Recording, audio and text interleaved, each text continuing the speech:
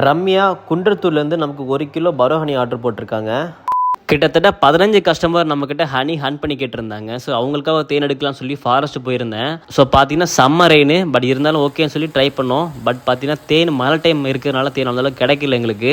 ஒரு இடத்துல தேனி பார்த்தோம், அந்த இடத்த மரத்தை உடச்சோடனே பார்த்தீங்கன்னா பாம்பெல்லாம் வந்துருச்சு வெளியே.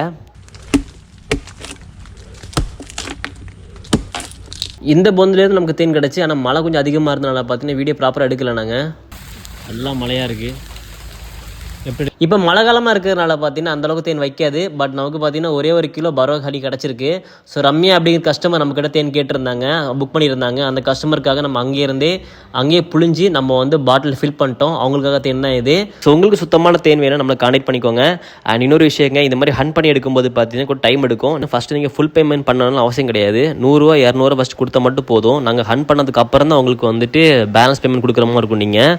ஸோ கொஞ்சம் டைம் எடுக்கும். சரியான மழை. இந்த மழையில் பார்த்தீங்கன்னா பைக் வேறு பஞ்சர் ஆயிடுச்சு. எனக்கு என்ன பண்ணுறேன்னு தெரில. காட்டுக்குள்ளே வண்டியில் எடுத்துகிட்டு போனதுனால இந்த மாதிரி ஆயிடுச்சு. ஸோ உங்களுக்கு சுத்தமான தேன் வேணும், நம்மளை கான்டெக்ட் பண்ணிக்கோங்க. நம்ம கிட்ட பார்த்தீங்கன்னா கொம்பு தேன் இருக்குது, மலை தேன் இருக்குது, அடுக்கு தேன் இருக்குது, கொசு தேன் இருக்குது. எல்லாமே சுத்தமான தேனுங்க. உங்களுக்கு வேணாலும் ட்ரை பண்ணி பாருங்கள்.